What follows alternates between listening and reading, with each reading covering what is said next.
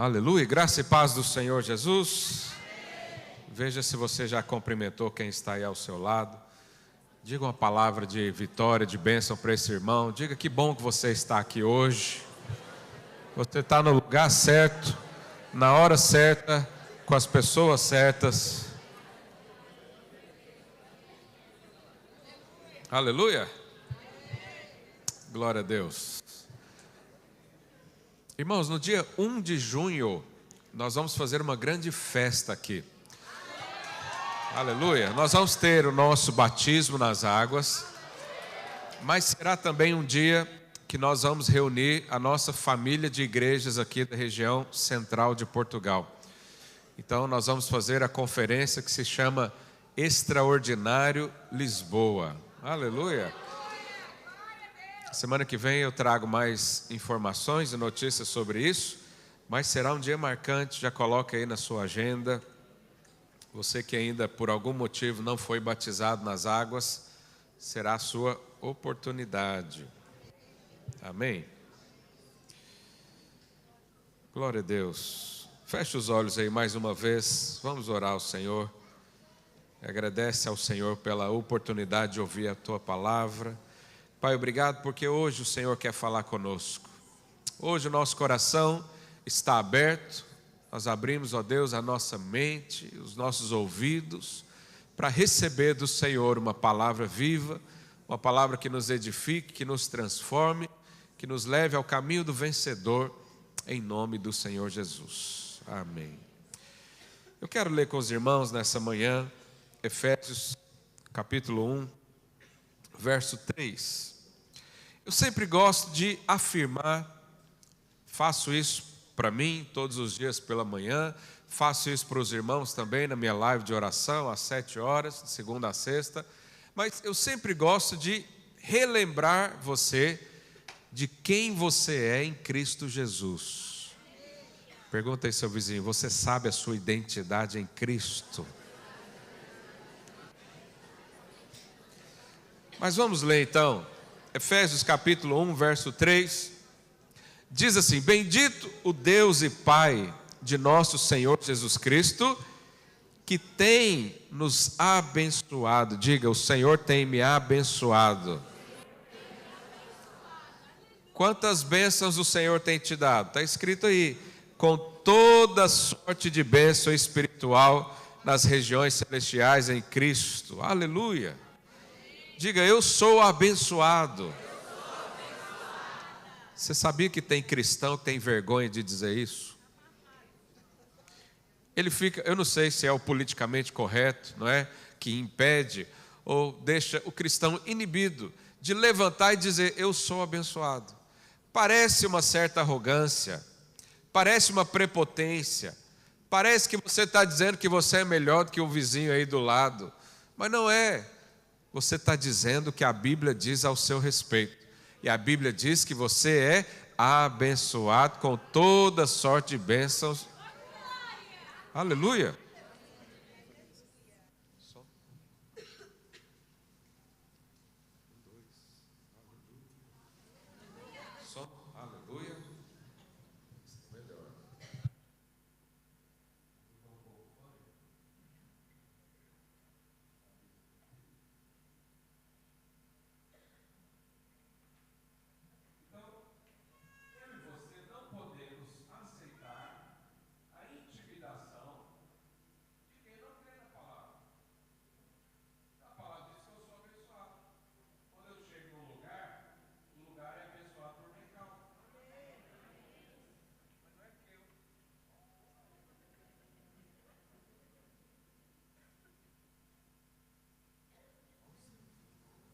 Aleluia, falta pilha aqui, ó. Cadê os irmãos?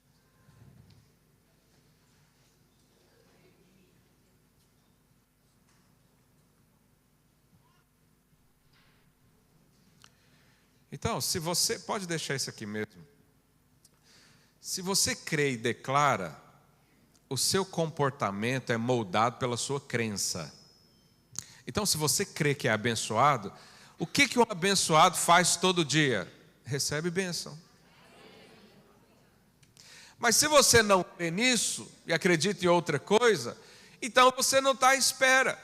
Há pessoas que estão à espera de que algo ruim aconteça. Já viu aquelas pessoas que acordam assim meio, não, algo estou sentindo, vai acontecer alguma coisa de ruim, o carro vai bater, o menino vai ficar doente, vai acabar o dinheiro. Eu sou o contrário, eu acordo dizendo, alguma bênção vai chegar aqui na minha porta, quer ver? E quem está perto de mim vê isso. Eu vou nos lugares, eu já falei isso para os irmãos, não sei porquê, nem sei te explicar. Você pode acreditar ou não. Mas eu vou no lugar, se um restaurante estiver vazio, eu chego lá e ele fica cheio. Já aconteceu isso com você também? Um dia eu estava no aeroporto, esperando o voo para o Brasil, lá para São Paulo, e eu falei, agora eu vou testar esse negócio. Eu olhei assim, o café não tinha ninguém, nenhuma pessoa. A atendente estava limpando o chão lá. Eu falei, agora eu vou testar esse negócio. Entrei lá, pedi lá, não lembro o que foi, pão de queijo. Eu já contei isso aqui? Aí, irmãos, não passou nem 5 minutos, fez uma fila imensa. Eu devia ter filmado para mostrar para você. Eu vou te mostrar. Depois eu filmo e te mostro. Eu também, quando vou nos lugares, sempre tem uma vaga para mim na porta. Isso acontece com você também? Por quê? Porque eu creio na bênção. Eu falo, Deus, eu estou indo num lugar muito cheio, então arranja para mim uma vaga. Eu peço isso para Deus, porque quem é abençoado pede. Então você percebe que o seu comportamento vai ser moldado por aquilo que você crê. Então o texto até agora diz que nós somos abençoados. Mas verso 4, ele diz, assim como, ou seja, da mesma forma que você é abençoado, ele diz, assim como nos escolheu. Então, além de abençoado, eu sou escolhido. Fala assim, eu sou escolhido. Mais uma vez, nós temos uma intimidação ao dizer isso. Porque quando você diz, eu sou escolhido, você está dizendo que o vizinho não é. Mas não é verdade, você só está dizendo que você é. O outro, não sei, cada um cuida da sua vida. Mas eu sou escolhido. Por quê? Porque a Bíblia está dizendo. Fala aí para o seu vizinho, você é escolhido. Quando que Deus te escolheu? Está escrito aí, antes da fundação do mundo. Antes que você nascesse, o Senhor já sabia quem você era. Antes que você fosse um projeto humano, familiar, você já era um projeto divino. Aleluia. Então, Ele nos escolheu antes da fundação do mundo para sermos o quê? Santos e irrepreensíveis perante Ele. E em amor, verso 5, nos predestinou para Ele. Que coisa impressionante. Então, você é abençoado, você é escolhido e você é predestinado para Ele. Seu caminho já está traçado, o final é Cristo. A sua eternidade já está definida, o final, aliás, não existe final para você. Você é um ser eterno, nós vamos passar a eternidade com o Senhor. Essa eternidade não vai começar no dia da morte, já começou hoje. No dia que Deus entrou no seu coração, algo aconteceu. E predestinou para quê? Está escrito, para a adoção de filhos, por meio de Jesus Cristo. Então diga, eu sou filho de Deus. Ah, pastor, mas todo mundo é filho de Deus? Não. Eu sei que há teologias do universalismo que diz isso, todo mundo é filho de Deus. Eu não creio nisso, porque a palavra diz algo diferente. Mas eu sou filho. Falei para o seu vizinho, pergunta ao seu vizinho, você é filho de Deus? Como é que eu sei disso? João, capítulo 1, verso 12. Projeta aí, por favor. Mas a todos quantos o receberam, quem recebeu Jesus aqui no seu coração um dia? Deu-lhes o poder, diga o poder, de serem feitos filhos de Deus, a saber, aos que creem no seu nome. Você crê no nome do Senhor? Então você é filho. Então o que a gente já viu até agora? Você é abençoado, você é escolhido. Mas volta lá em Efésios 1, coloca no verso 13. Diz assim: em quem também vós, depois que ouvistes a palavra da verdade, o evangelho da vossa salvação, tendo nele também crido, fostes selados com o Espírito Santo da promessa. Quem prometeu o Espírito Santo? Jesus. Quem já recebeu o Espírito Santo aí? Fala um aleluia. O que o Espírito Santo... Aí no texto, no próximo, coloca aí no verso 14. Ele falando do Espírito Santo diz, o qual é o penhor. O que é penhor? É garantia da nossa herança. Se você tem o Espírito Santo em você, o fato dele estar em você é a garantia de que você também é herdeiro de Cristo, herdeiro do Pai. Então, você é abençoado, você é escolhido, você é herdeiro, você é filho. E não para por aí, a lista é grande. João 3,16 diz o quê? Porque Deus amou o mundo de tal maneira que deu seu Filho unigênito, para que todo aquele que nele crê não pereça, mas tenha... Aí diz, porque Deus amou. Diga, eu sou amado de Deus. Olha quanta boa notícia está recebendo hoje. Se você não tem o hábito de dizer isso para si mesmo, eu quero recomendar a você que faça isso. Declara todo dia o que a Bíblia diz ao seu respeito. Essa é a sua identidade, essa é a verdade das coisas, dos fatos. É a verdade que talvez você não vê, mas você precisa crer. Eu não sinto o amor de Deus. O amor de Deus não é necessariamente para você sentir, mas é para você crer. Está escrito, creia. Naquele dia que deu tudo errado, naquele dia que as coisas estão difíceis, levanta da sua cama e diga, eu sou filho amado do Senhor, eu sou herdeiro de todas as coisas, eu sou escolhido antes da fundação do mundo, antes de eu ser um projeto humano, o Senhor já tinha me escolhido, já me predestinou para a adoção de filhos, e agora eu estou sendo moldado ao caráter de Cristo, tal qual Ele é, nós somos nesse mundo, diz a palavra de Deus. Nós precisamos fazer isso, diariamente, porque o inimigo vai sempre tirar isso de você. Porque se a sua identidade cai por terra, todas as bênçãos caem também. Se você não crê que é amado por Deus, dificilmente você vai receber outras bênçãos. Diga aí para o seu vizinho, você é muito amado.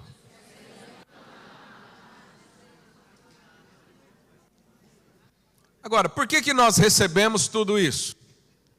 Por causa de Cristo Jesus.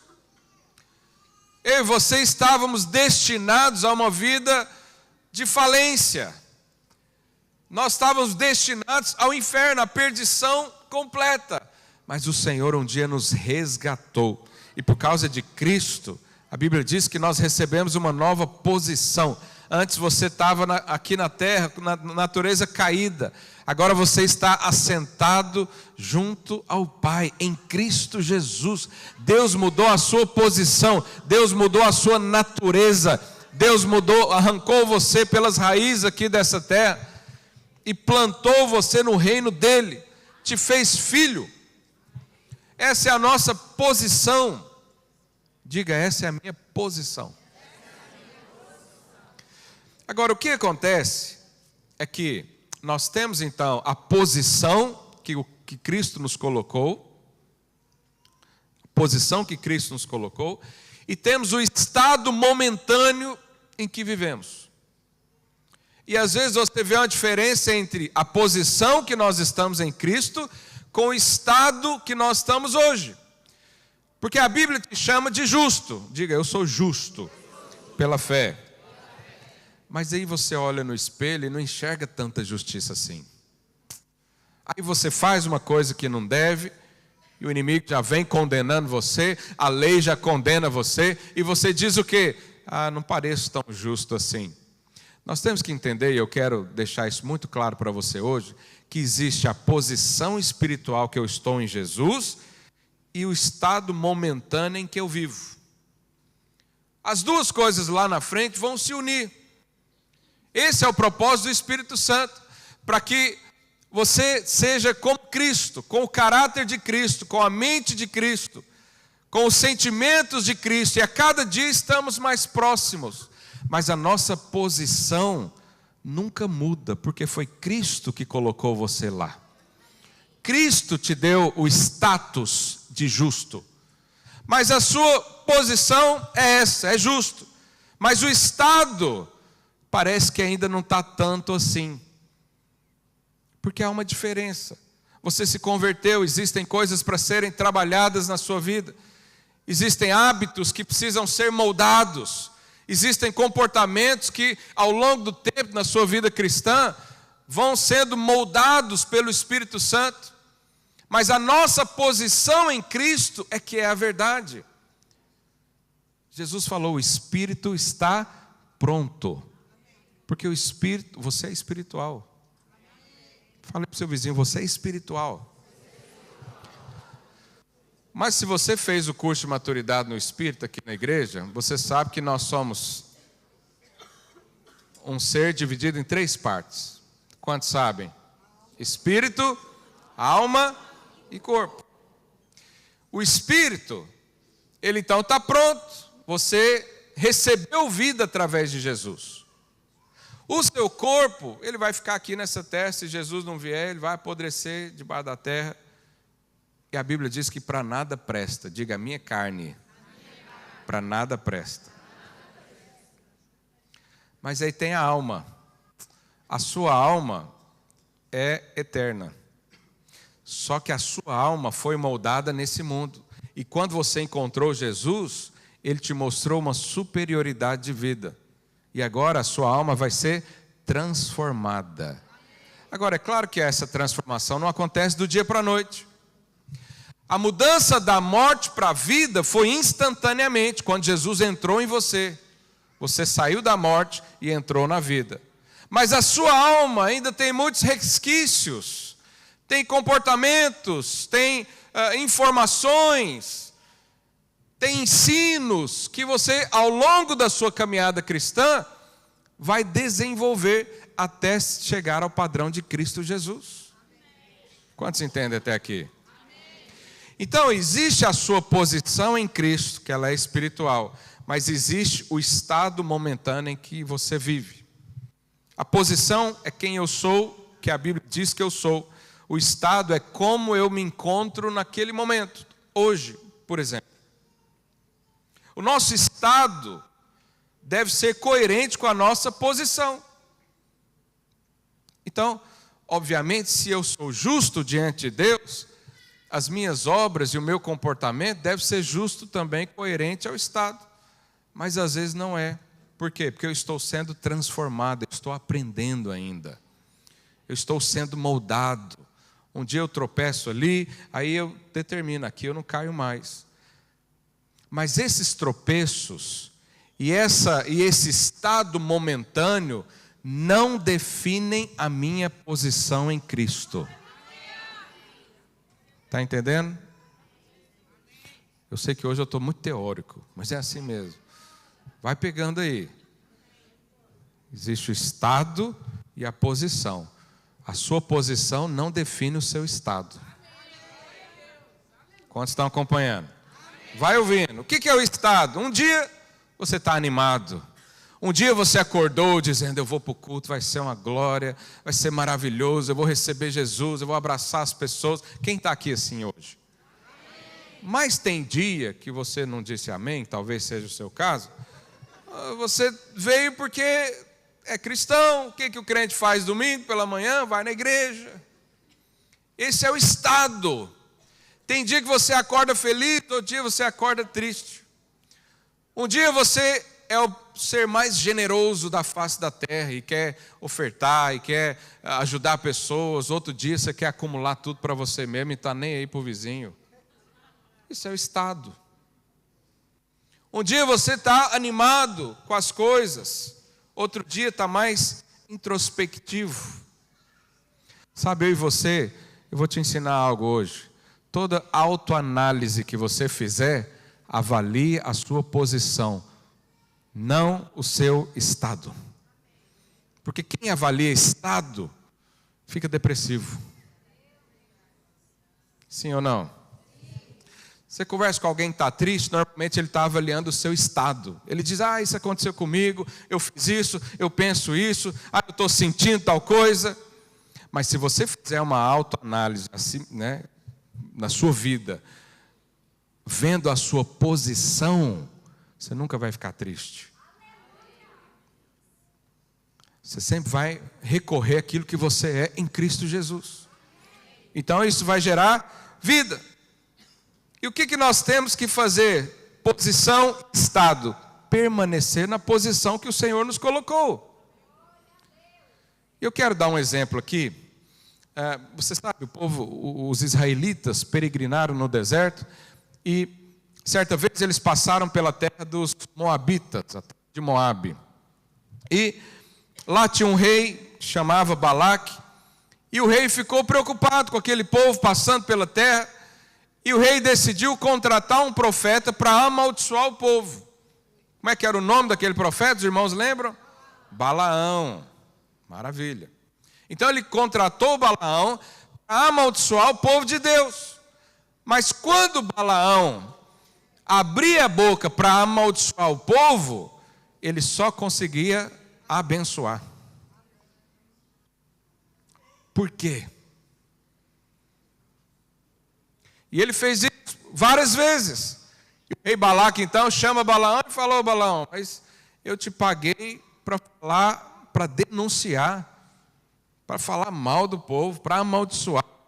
Olha a resposta de Balaão, que isso tem a ver comigo e com você. Números 23, verso 20. Eis que para abençoar recebi ordem. Meu Deus, ele foi pago pelo rei Balaque, mas Deus falou para ele: você vai abençoar. Ele abençoou. Ele quem? Deus. Balaão está dizendo: Deus abençoou esse povo, não o posso revogar. Meu Deus, você é abençoado. Pastor, estão falando mal de mim, estão me amaldiçoando. Não tem problema. Se Deus te abençoou, ninguém pode revogar isso. As bênçãos de Deus são irrevogáveis. Vamos ler isso na Bíblia? Lá em Romanos, capítulo 11, verso 29, diz assim: porque os dons e a vocação de Deus são irrevogáveis. Diga aí para o seu vizinho: uma vez que Deus te abençoa, ninguém tira essa bênção. Então Balaão falou isso, porque isso é a nossa posição. A nossa posição em Cristo Jesus é abençoado, mais do que vencedor, justo, salvo, perdoado, íntegro, forte, feliz, em paz. Essa é a nossa posição. Mas volta lá em Números de novo. No verso 21 também tem uma declaração poderosa. No verso 21, Balaão explicando ali para Balaque, ele diz que Deus, olha lá, não viu iniquidade em Jacó, nem contemplou desventura em Israel. O Senhor seu Deus está com ele, no meio dele se ouvem aclamações ao seu rei. Irmãos, cá entre nós, aquele povo que saiu do Egito era terrível. Eles reclamavam todo dia. Deus fez sair água da rocha, reclamava. Lá nas águas de Mara, que eram águas amargas, o Senhor mandou Moisés colocar o madeiro na água, que significa Cristo, a cruz, né? Adoçou sua vida. Mesmo depois disso, mesmo depois de ver as 10 pragas do Egito, mesmo depois de ver o mar vermelho se abrindo, o maná do céu diariamente ali no prato dele as codornizas, né? Eles tinham churrasco ali toda semana. Mas eles ainda reclamavam de Deus.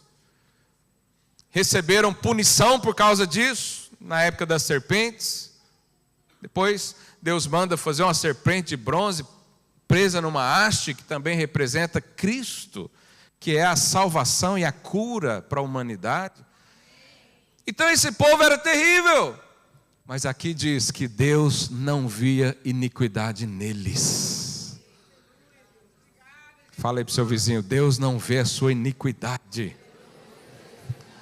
Porque a sua posição diz, você é justo, você é santo, você é limpo, os seus pecados foram perdoados. O Senhor diz, eu não vou lembrar de nenhum deles. Essa é a nossa posição. Mas às vezes o nosso estado diz algo diferente. A posição diz que você é amado de Deus, mas a diz que você não sente esse amor. E o dia que você não sente esse amor, você não desfruta desse amor. Fala para o seu vizinho, viva de acordo com o seu estado, não a sua posição.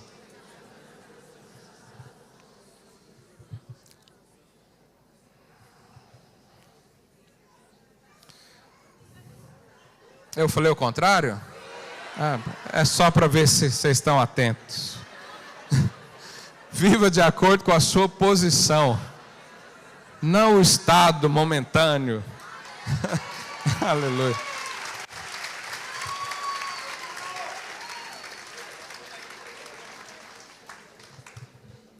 Então, o seu estado, a sua posição jamais irá mudar. Mesmo que o seu estado esteja em obras. Os irmãos estão andando ali, nós estamos em obras aqui. Qualquer pessoa que chega aqui e olha, ele vê. O mundo espiritual também vê, você está em obras. Mas isso não define quem você é. O que define é o que Cristo fez lá na cruz do Calvário. O que Ele conquistou para você, a sua herança, as suas bênçãos, depende de Jesus. Não do seu estado momentâneo. Agora, a nossa posição deve ser, aliás, o nosso estado deve ser coerente com a nossa posição, sim ou não? E quando isso não acontece, o que Deus faz? Diga, disciplina. Os irmãos falam muito de disciplina para mim, agora eu vou pregar sobre disciplina. Porque me acusam de tanta coisa, mas esse pastor só fala coisa boa. Mas hoje eu vou falar uma coisa que é boa também. Disciplina. A disciplina de Deus é para que o seu comportamento e o seu estado seja coerente com a sua posição. Obviamente, todo pai quer isso para um filho. Que é o amadurecimento, é o crescimento. Deus tem isso para você também. E a disciplina também pode ser aplicada na sua vida. Oh Deus, me dá paciência com esse microfone. Vamos testar esse outro aqui? Isso aqui toda hora me corta? Não é de Deus, não.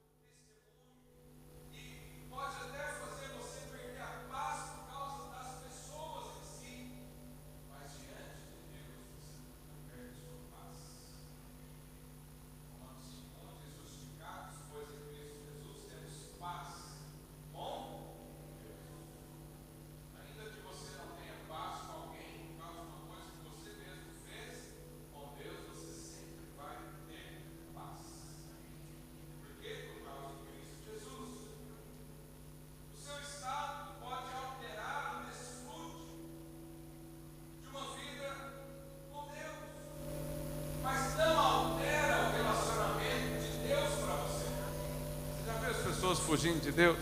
Como é que é possível alguém fugir de Deus, sendo que Deus habita dentro do seu coração? Mas já vi crentes dizendo, não, Deus, o Espírito se ausentou da minha vida.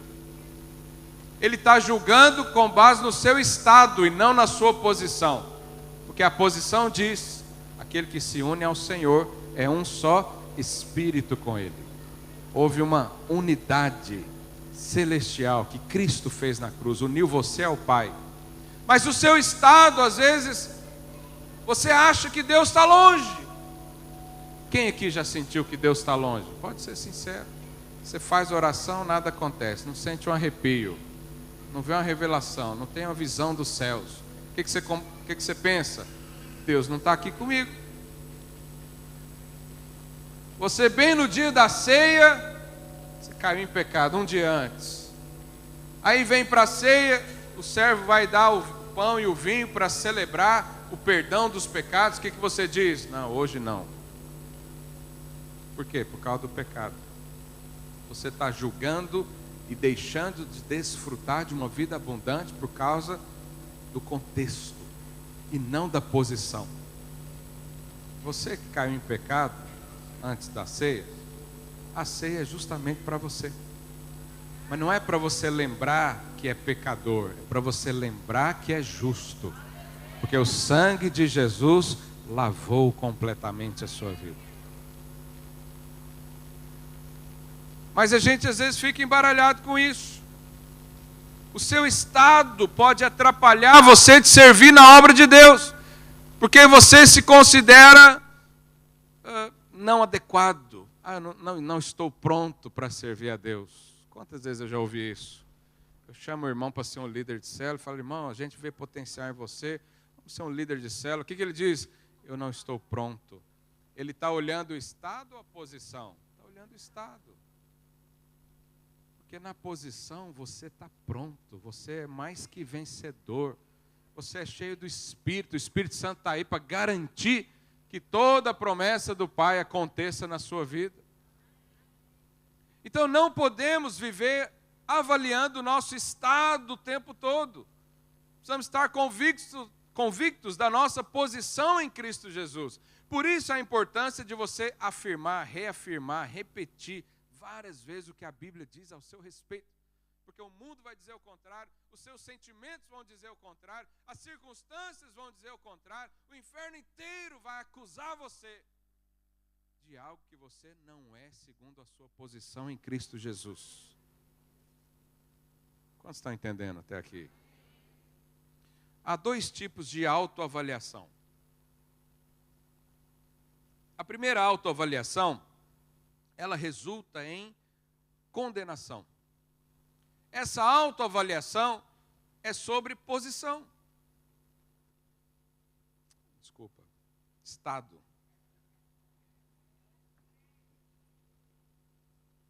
Essa autoavaliação que te condena, que te deixa introspectivo, fechado, que faz você afastar das pessoas que amam você, que têm encargo por você,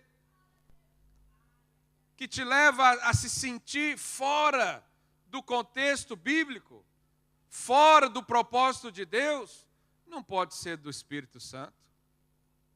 Essa autoavaliação está olhando só o seu estado momentâneo. Mas a autoavaliação conduzida pelo Espírito vai despertar e brotar em você as realidades espirituais que são verdadeiras. Por isso a gente não deve andar pela emoção. Quantas vezes você já errou porque fez decisão baseada na emoção? Quantas vezes você já virou as costas para o propósito de Deus porque estava olhando para o seu estado momentâneo e não olhando para a sua posição em Cristo Jesus? Se Jesus está te chamando, você mesmo se sente qualificado, por quê? Se o Espírito Santo é que faz a obra na sua vida, você acha que não pode, por quê? Se Deus está te conduzindo em veredas da justiça, como diz lá em Salmo 23, você está com medo, por quê? Porque a sua autoavaliação está na base errada, está no estado, tem que ser na posição. Avalie a si mesmo de acordo com a palavra de Deus. E o que passar disso, joga fora.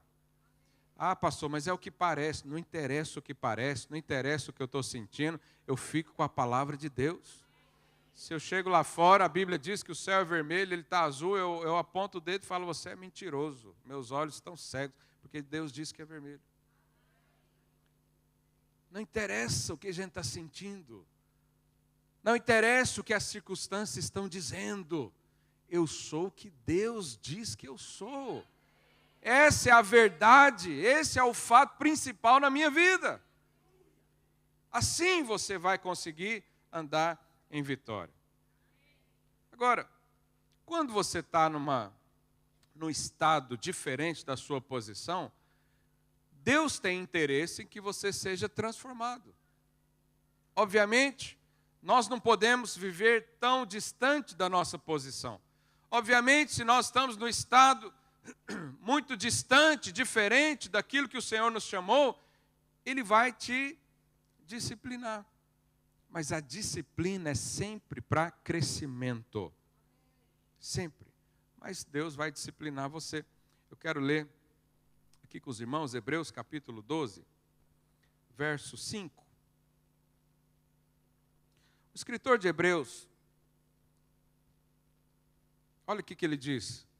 E estáis esquecidos da exortação que, como a filhos, discorre convosco. O que ele diz aí? Filho meu, não menosprezes a correção que vem de quem, irmãos? Do Senhor. Nem desmaieis quando por Ele és reprovado. O Senhor pode corrigir quando eu estou num estado diferente da minha posição? Sim ou não? Sim, porque Ele quer o seu bem. No verso 6 ele diz, porque o Senhor corrige, diga, corrige, a quem ama. E açoita, diz açoita, a todo filho quem recebe. Pergunta aí, seu vizinho, você já recebeu um açoite de Deus?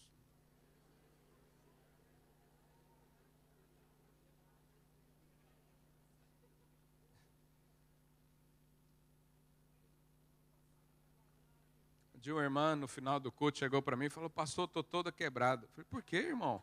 Ô, irmã, a palavra me bateu de tudo quanto é maneira. É o açoite de Deus. Deus não pode te açoitar fisicamente, obviamente, mas existem disciplinas que às vezes era melhor tomar uma surra mesmo de vara. Era mais fácil, porque dói na hora. Eu vim da educação antiga. Hoje não posso falar muito, está sendo gravado. Mas há dias que a gente preferia uma dor física do que outras coisas. Mas o fato é que a Bíblia diz aqui que Deus disciplina quem Ele ama. Então, é óbvio que se você é amado, quantos são amados aqui? Agora diminuiu o amém, no início estava mais forte. A gente falou que é amado, né? Você disse que você é amado. Então, o que vai acontecer na sua vida, às vezes? Aliás, depende de você. Disciplina. Porque o Senhor quer que esse estado momentâneo seja coerente com a sua posição. E Ele vai te ensinar. E, às vezes, disciplinar. Mas eu e você não precisamos ter medo da disciplina de Deus. Porque Deus é um Pai amoroso. Amoroso. Deus não é um ser carrasco. Deus não é um ser violento, irado. Era no passado, por causa do pecado. Mas o pecado foi resolvido. Um dia, lá em São Paulo, eu estava numa oficina mecânica e conversando lá com o mecânico, eu falei alguma coisa e ele diz, eu sou crente também. E eu falei, não, na época eu era obreiro, eu acho. E eu falei, eu sou obreiro. Ele falou, pois é, semana passada eu bebi umas latinhas, né? E não podia e tal. Mas aí Deus me ensinou. Eu falei, como é que foi? Eu estava andando, eu bati o carro, arrebentei todo, e Deus me falou, isso aqui é sua disciplina, por causa da latinha de cerveja. E eu fiquei pensando, na época eu não era pai ainda, mas já pensou se eu venho aqui para você, chega meu filho todo machucado, todo ralado, cheio de coisas, band-aids. O que foi com o menino? Não, é porque meu filho me desobedeceu. E eu dei uma bicicleta sem freio, pedi para ele descer uma rua. Quando ele caiu, arrebentou todo, eu falei, lembra que você me desobedeceu? Isso aqui é para você aprender. O que você está rindo aí, mas o que você pensaria de mim como pai? Domingo não tinha ninguém aqui. Que pai é esse? Outros pensam que Deus envia uma doença para disciplinar os seus filhos. Mas Ele não mandou o filho para nos livrar da doença, agora manda a doença de novo? Você tem que ler a palavra de Deus com a ótica da graça do Senhor. A disciplina de Deus é sempre com base no amor. E nunca é para ferir você. Quem fere você é o maligno. Quem fere você é o mundo. E o Senhor já disse que a gente teria aflições. Mas o Senhor quer nos corrigir, porque Ele não quer que a gente viva uma vida diferente da nossa posição. A alegria está na posição. A abundância de suprimentos está na nossa posição em Cristo Jesus. As conquistas, o sobrenatural está na nossa posição em Cristo Jesus. E é para lá que o Senhor quer nos empurrar. Então, a disciplina manifesta graça. Você sabe, Deus disciplina quem Ele ama. Então, se você recebe uma disciplina, fique em paz, Deus ama você. E às vezes a gente olha e diz, uma vez um irmão conversando, pastor, meu vizinho, ele faz coisas terríveis. Eu só falei uma mentira. E Deus me corrigiu. E o vizinho lá não acontece nada. Pois é, Deus ama, Deus disciplina quem Ele ama. Deus disciplina os filhos. E o outro lá que não é filho? Você já viu o ímpio pintar e bordar e nada acontecer? Pois é, está reservado um dia para isso. Mas se há disciplina na sua vida, considere-se agraciado, porque o Senhor está cuidando de você. Ele quer que você seja mais parecido com Ele. Ele quer que você ande num caminho mais elevado, com mais excelência, e você desfrute mais da graça do Senhor. Então, a correção de Deus é na mesma medida do amor. Lá em Hebreus 12 ainda, verso 7, diz assim, é para a disciplina que perseverais, Deus vos trata como filhos. Pois, que filho há que o pai não corrige? Se estáis sem correção, de que todos se têm tornado participantes, logo sois bastardos e não filhos. Além disso, tínhamos os nossos pais segundo a carne. Lembra aí do seu pai e da sua mãe, que nos corrigiam. No dia lá você achava ruim, mas hoje você agradece, sim ou não? Hoje eu falo, graças a Deus que meu pai me corrigiu. Graças a Deus pelas chineladas de amor da minha mãe. Vai estar aqui domingo que vem. Graças a Deus. Graças a Deus pelas privações que me deram. Graças a Deus pelos castigos. Senão não estava aqui hoje pregando para você. Então, ele diz, tinham nossos pais que nos corrigiam e os respeitávamos, não havendo de estar em muito maior submissão ao Pai espiritual, e então viveremos. Olha aí, a sua vida depende da correção de Deus. Quando Deus corrige você, o resultado é vida abundante. Aleluia, digam amém. Pois eles nos corrigiam por pouco tempo, segundo melhor lhes parecia. Deus, porém, nos disciplina para o que, irmãos? Aproveitamento. Os irmãos estão lendo aí? Está muito pequena a letra? Deus nos disciplina para aproveitamento, a fim de sermos participantes da sua santidade. Verso 11. Toda disciplina, com efeito, no momento, não parece ser motivo de alegria,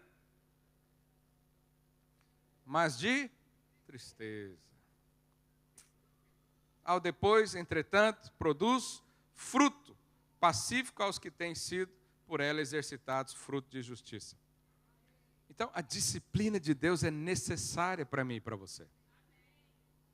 Agora, os irmãos me dão mais 5 minutinhos? Meu tempo já, eu quero dar um exemplo para você na Bíblia de alguém que foi disciplinado por Deus. Quem me dá mais 5 minutos aqui? Deixa eu ver, ergue a mão. 5, 10, 15, 20, 25, 30. Só aqui ganhei 1 hora. Vamos lembrar do filho pródigo. O filho pródigo, o próprio nome já diz, ele era filho. Ok? Então, podemos fazer uma comparação entre nós. Ele era filho, ele pediu herança antecipada, você sabe que isso é uma coisa terrível, é uma desonra total, até nos dias de hoje, imagina naquela época. E a Bíblia diz que ele pegou então parte da sua herança, o que cabia a ele, e saiu para o mundo. E o que aconteceu com ele? O Pai Celeste o disciplinou. A primeira disciplina que aconteceu com ele foi que ele perdeu o dinheiro, perdeu tudo. Gastou tudo.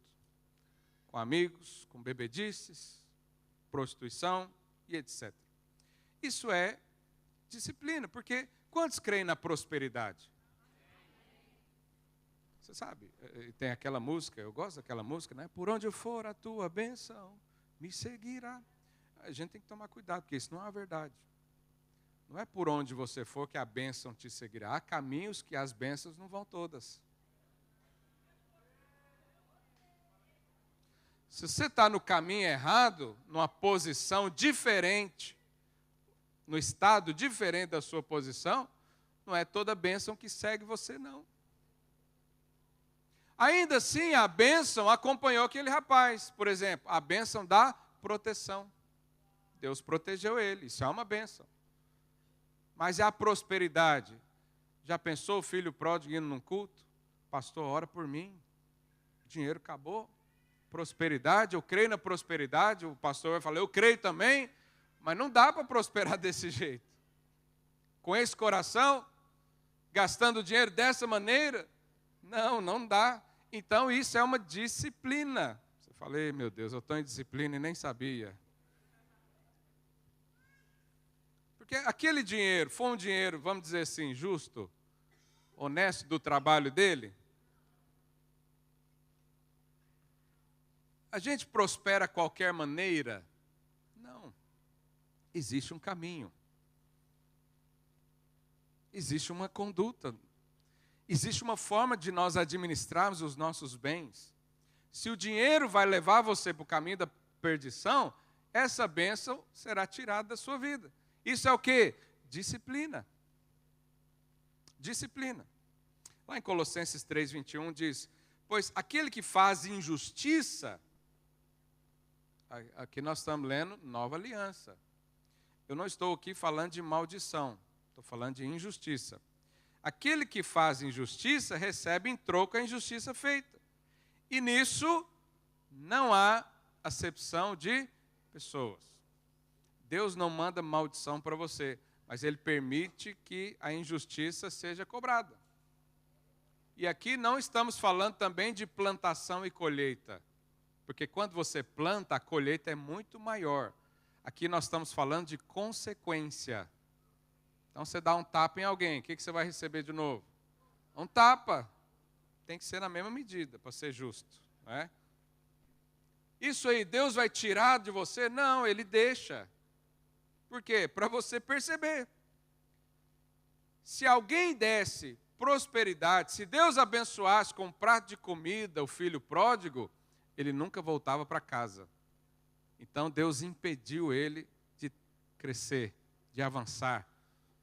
de comer pratos deliciosos. Deus impediu ele, para que ele caísse em si. Diga, cair em si. O objetivo da disciplina final é sempre cair em si. É sempre perceber o que Deus está mostrando para você. Porque às vezes não basta falar. Quantos aqui já erraram mesmo sabendo que estava errado? Alguém? Ergue a mão aí, pecador. Eu sei. Já ouvi muita história sua. Brincadeira, não estou aqui para acusar ninguém. Mas eu sei. Então Deus permite que a injustiça que às vezes você pratica seja cobrada na mesma medida.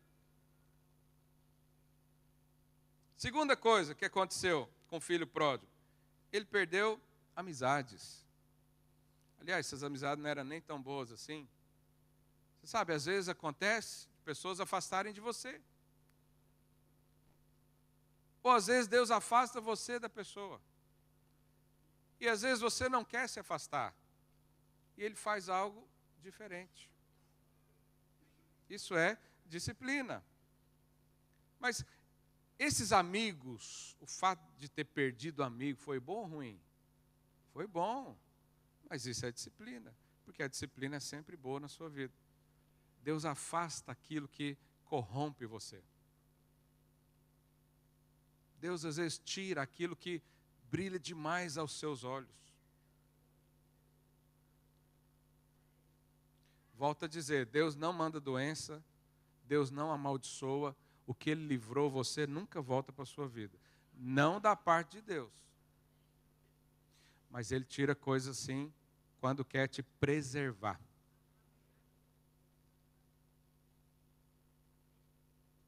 Terceira coisa, passou fome, foi cuidar de porco. Se ele foi cuidar de porcos, irmãos, certamente esse menino deve ter procurado emprego. Ele não foi imediatamente cuidar de porcos, porque os judeus nem encostavam em porco, não comem porco. É uma coisa imunda. Isso era coisa para escravo. Mas ele foi procurar trabalho e todas as portas estavam fechadas. Você fala assim, pastor, mas nós estamos no ano das portas abertas. Mas para você pode estar fechada. Porque Deus está disciplinando você, Deus está te ensinando, Ele está tirando um caminho para abrir outra. A bênção de Deus não é abrir a porta que você quer. A bênção de Deus é abrir a que Ele tem para você. E às vezes Ele tem que fechar a sua. Quantas vezes você já foi obstinado na sua própria vontade? Alguém? Aí Deus tem que fechar uma porta na sua cara. Às vezes amassa o seu nariz. Nós somos obstinados. Quarta coisa que aconteceu, esse trabalho dos porcos envolve humilhação, envolve vexame. Você sabe, uma das principais disciplinas do Senhor é a exposição. Você vê, o ímpio faz um monte de coisa errada, ninguém fica sabendo. O crente fez só um, escondido atrás do... E um líder passou na hora.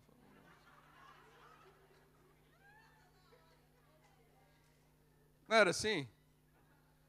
Lá em casa, às vezes eu estava fazendo tudo certinho no dia. Aí fiz um negócio errado, passava a minha mãe. Por que você não me passou 10 minutos atrás? Estava aqui estudando, orando. Exposição. É como se Deus ligasse a luz. Aí o que é trevas, mostra. A exposição. Imagina todo judeu passando ali e vendo ele cuidando de porco. O que ele tinha que explicar, o que ele tinha que falar, qual que é a história que ele inventou para justificar aquela situação. Vexame, exposição. Mas por que Deus faz isso? Para Ele mesmo se enxergar. Porque às vezes para nos enxergarmos, Deus tem que colocar um espelho à nossa frente. Só que às vezes o espelho é grande, aí todo mundo vê também. Se você não tem o hábito de ouvir a Deus no íntimo, só você e Ele, você vai ter que ouvir no todo. Porque é a forma de Deus mostrar para você que você está errado. É a forma de Deus convencer o cabeça dura. Pergunta aí, seu irmão, você é cabeça dura? O que é o cabeça dura? É aquele que as palavras não entram.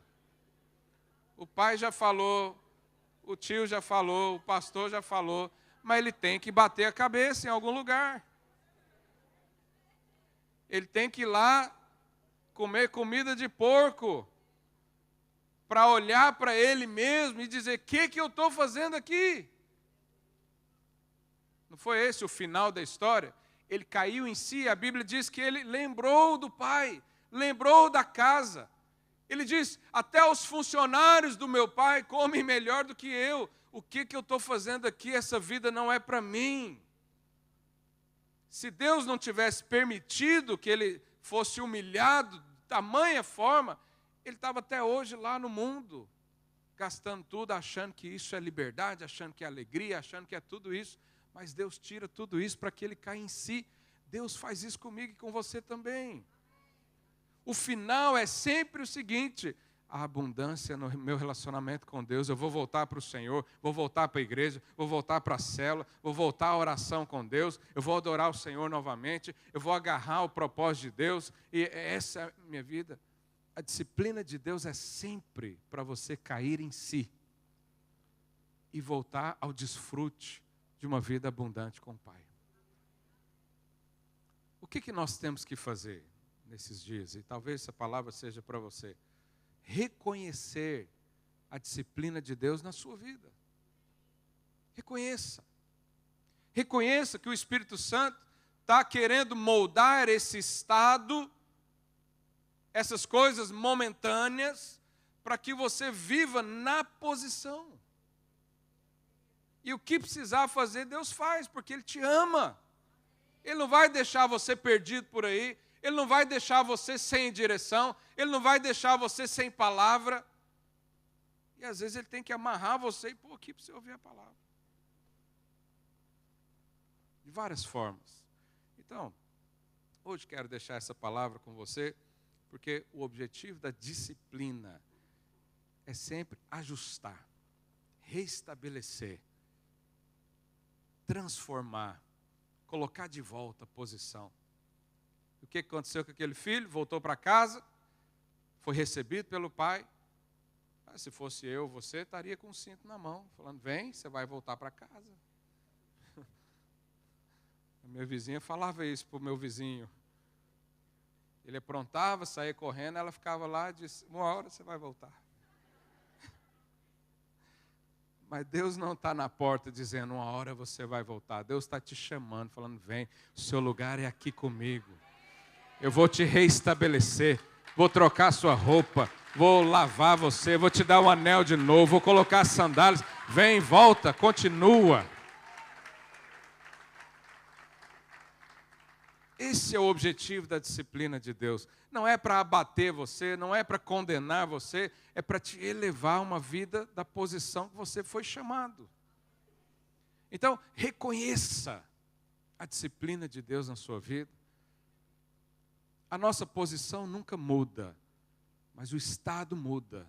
Você não pode mudar a sua posição, mas pode mudar o seu estado. Você pode mudar o seu comportamento, o seu pensamento, aquilo que você faz ou deixa de fazer, pode ser moldado à luz da palavra de Deus. Você pode orar e falar, Deus, eu estou no caminho certo mesmo. Isso aqui é uma disciplina do Senhor. O Senhor está querendo me mostrar alguma coisa assim. Não vá além do que a Bíblia diz, mas observa. Eu queria orar com você nessa manhã. Fique de pé no seu lugar. Obrigado pelos minutos a mais.